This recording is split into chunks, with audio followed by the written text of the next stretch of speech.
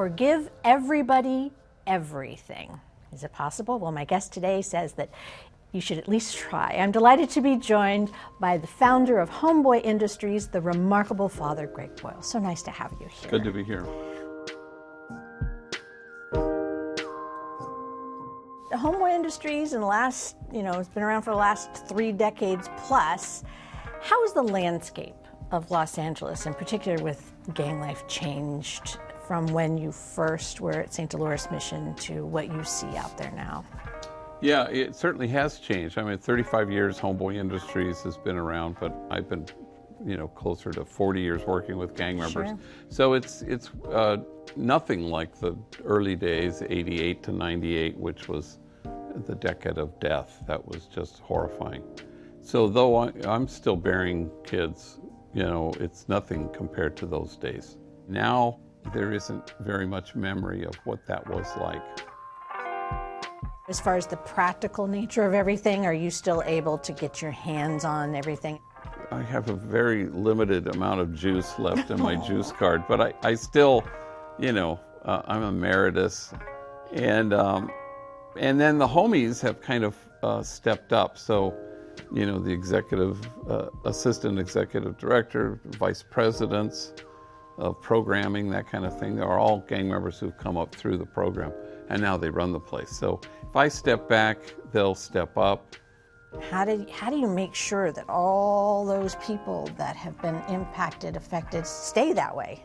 Yeah, well, you don't, Oh. Yeah, it's a little bit like rehab. Somebody goes to a rehab for drug addiction or alcohol, and, it's kind of on you. No amount of me wanting that guy to have a life is the same as that guy wanting to have a life. But then it becomes sort of part of the air you breathe. And then Homeboy is a touchstone. You come home as anyone would go home, to kind of revive a sense of belonging and I'm okay. And that happens all the time here. And, just last week, I had 2 guys come in on the same day, and I go, what are you doing here? Well, they were all there just to get their fix, people knowing their name and paying attention to them and hugging them. And then they're good. Maybe they don't find that so much at their current employment. But once somebody discovers that loving is their home, then they'll never be homesick. Yeah. And so you want them to carry that with them, whether they're working at Homeboy or not. When someone is so deeply part of the gang life and, they learn, how can you get them assimilated back into sort of the mainstream existence, jobs, family, culture, lifestyle, et cetera? How is that transition practically done? Yeah, so at Homeboy, we make the distinction between content and context. Content is secondary to context. So context is, do you feel cherished? Do you know that you're unshakably good? Do you have a sense of belonging in a community that's cherishing you? That's the context. The content, we're so content heavy. We not Homeboy, but society. We think they don't know enough, they're not trained enough, they're not smart enough. If only we could insert message here and teach them how to do all these things to assimilate. But the truth is, once people are healed, it's really not an issue. Once you've come to terms with what was done to you and what you've done, then you're at a place where you go, oh yeah, I can work there and I can work there. So I think we overthink this a little bit, that it's about something else. If people are finding a hard time assimilating to the real world, well, it's just because people haven't done the work yet, and that they haven't found healing, which almost always happens in a community that welcomes you. So do that, and then watch what happens to their ability to blend in.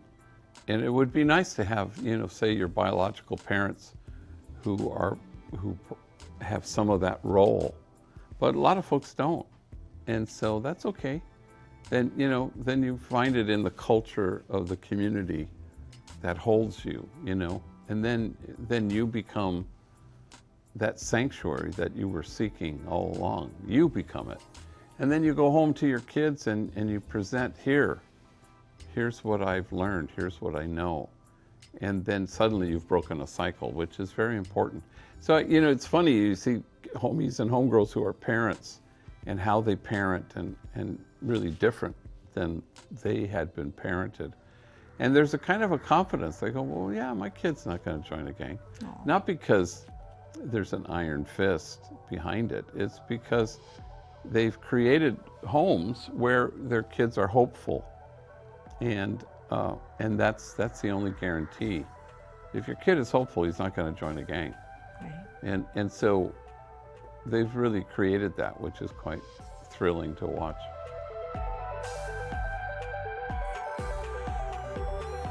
I know you've spoken a million times that there's no actual success that you want to pin anything on, that it's a constant, it's a journey. And as I said, forgive everyone for everything. There's a lot of forgiving that has to be done over and over again. But I imagine that, being an idealistic, optimistic person, what's your dream for not just the organization, but in general with, these people who have suffered so much trauma? Yeah, I mean, they're all so remarkable. I mean, just spending 2 hours right now in my office, you're aware of what they carry.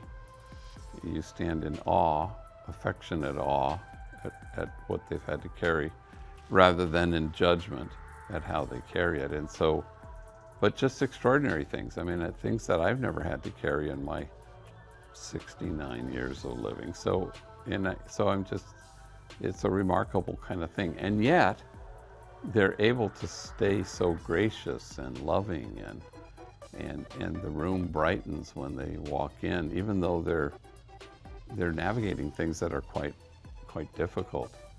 So, but there's something palpable about, the place itself. It's not just about delivering services like you're the DMV, anger management, or therapy or tattoo removal. We do all those things, but they're all secondary to the welcome that somebody feels when they go there. So, and that's an essential thing, where how do people feel? The homies, we have so many who've done 25, 30 years in prison, and they'll say, I'm used to being watched, I'm not used to being seen.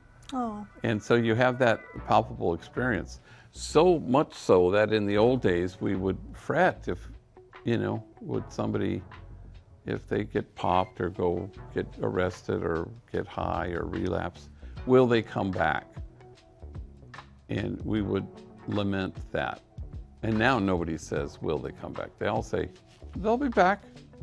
Because it's so compelling to have had a dose of this that they all come back and they all beg to come back into the program. So your dream? Yeah, I don't know. You don't have one? I don't know if I do it that way. I mean, I just want to put one foot in front of the next. I don't have conquer the world dreams or, today Los Angeles, tomorrow California. But yeah, I don't really think in those terms. I try to, you want to be faithful and less outcome obsessed. Mm-hmm. I'm outcome aware, but I'm not outcome obsessed. If people want to learn more about what's happening with Homeboy Industries, what's the best way for them to find out everything? Well, they can go to our website, homeboyindustries.org. Mm-hmm. You could go there, and then it could connect you to the Facebook page and all that stuff.